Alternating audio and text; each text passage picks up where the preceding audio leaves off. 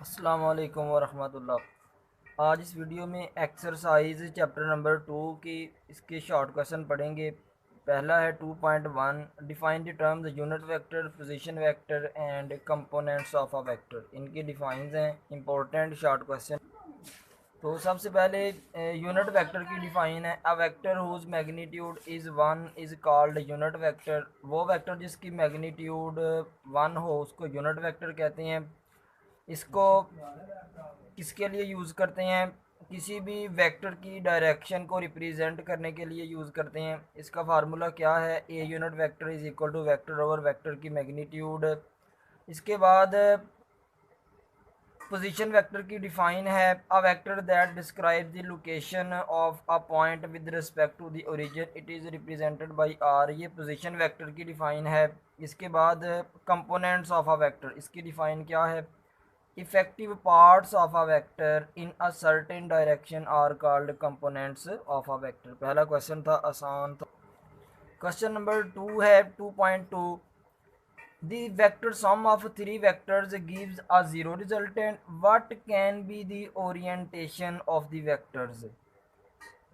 कि three vectors लिए हमने, उनका जो सम है वो ज़ीरो के इक्वल आए। वेक्टर्स की ओरिएंटेशन किस तरह की होगी, यानी कि वेक्टर्स को हम किस तरह अरेंज करेंगे, किस तरह क्या करेंगे कि थ्री वेक्टर्स का जो सम है वो ज़ीरो के इक्वल आए। ये क्वेश्चन है। क्वेश्चन 2.2 का आंसर है, थ्री वेक्टर्स ले लिए हमने, ए बी सी, तीनों को ओरिएंट कर दिया। एक वेक्टर के हेड पे दूसरे की टेल रख दी, दूसरे के हेड पे तीसरे की टेल रख दी। तो अगर हम इस फिगर को ध्यान से देखें जिसमें थ्री वेक्टर्स हैं ए बी सी, तो रिजल्टेंट कोई भी नहीं बन रहा। इसके हेड पे इसकी टेल, इसके हेड पे इसकी टेल और इसके हेड पे इसकी टेल, रिजल्टेंट तो कोई भी नहीं बन रहा। इससे पता चला कि जब हम थ्री वेक्टर्स को इस तरह अरेंज करें कि वो एक ट्राइंगल बनाएं, if three vectors make a triangle arranged by head to tail rule then their resultant will be zero. हमने थ्री वेक्टर्स लिए, उनका रिजल्टेंट ज़ीरो के इक्वल आया। अगर हम तीनों का सम लें ए प्लस बी प्लस सी, तो वो किसके इक्वल आएगा? ज़ीरो के इक्वल।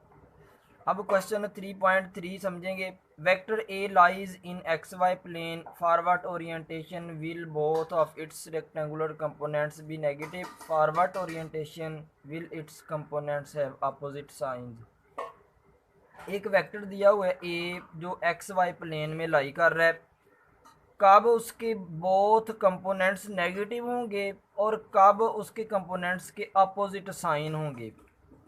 एक्स वाई प्लेन में एक वेक्टर है, कब उसके कंपोनेंट्स जो हैं वो नेगेटिव होंगे और कब उसके कंपोनेंट्स के अपोजिट साइंस होंगे। ये क्वेश्चन है।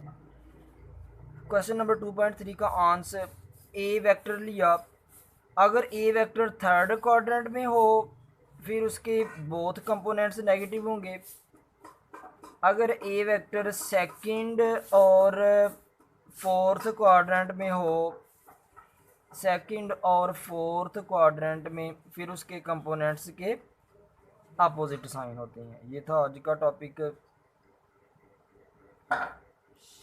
कि कब कंपोनेंट्स के नेगेटिव साइन कब होते हैं, जब वो थर्ड क्वाड्रेंट में लाई करे, और कब उसके कंपोनेंट्स के अपोजिट साइन होते हैं, जब वो सेकंड क्वाड्रेंट और फोर्थ क्वाड्रेंट में लाई करे। इसके अब इसके बाद क्वेश्चन नंबर 2.4 है, if one of the rectangular components of a vector is not zero can its magnitude भी ज़ीरो। क्या एक वेक्टर का एक कंपोनेंट ज़ीरो नहीं है, क्या उसकी मैग्नीट्यूड जो है वो ज़ीरो हो सकती है?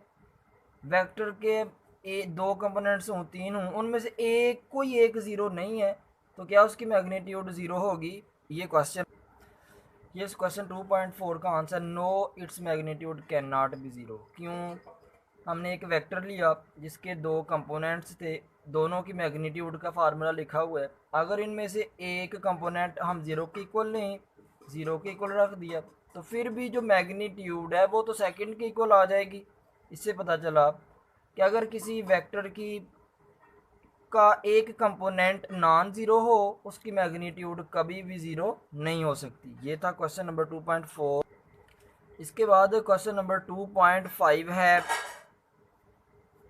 Can a vector have a component greater than the vectors magnitude, क्या एक वेक्टर के कंपोनेंट की मैग्नीट्यूड वेक्टर की मैग्नीट्यूड से ज़्यादा हो सकती है, या ऐसे हो कि आपकी एज आपके पेरेंट्स से ज़्यादा हो सकती है क्योंकि आप उनके कंपोनेंट्स हैं? नहीं हो सकती। इसी तरह किसी भी वेक्टर के कंपोनेंट की मैग्नीट्यूड वेक्टर मैग्नीट्यूड से ग्रेटर नहीं हो सकती, लेस हो सकती है या इक्वल, ग्रेटर नहीं हो सकती। क्वेश्चन 2.5 का answer no, a vector can not have the component greater than its magnitude because component is always a part of a resultant vector. जो कंपोनेंट होता है वो तो पार्ट होता है। Magnitude of the components can be less or equal than the resultant vector, या तो magnitude less हो सकती है या मैग्नीट्यूड इक्वल हो सकती है।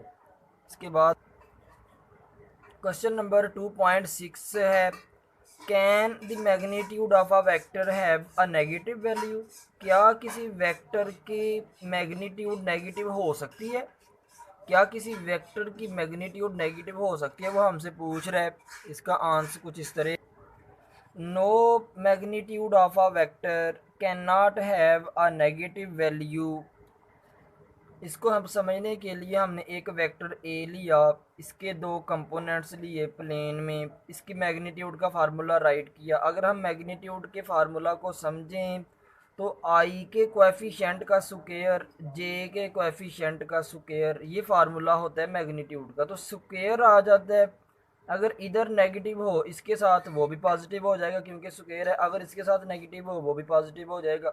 फिर इससे पता चला कि किसी भी वेक्टर की मैग्नीट्यूड नेगेटिव नहीं होती। ये था स्टूडेंट्स आज का टॉपिक।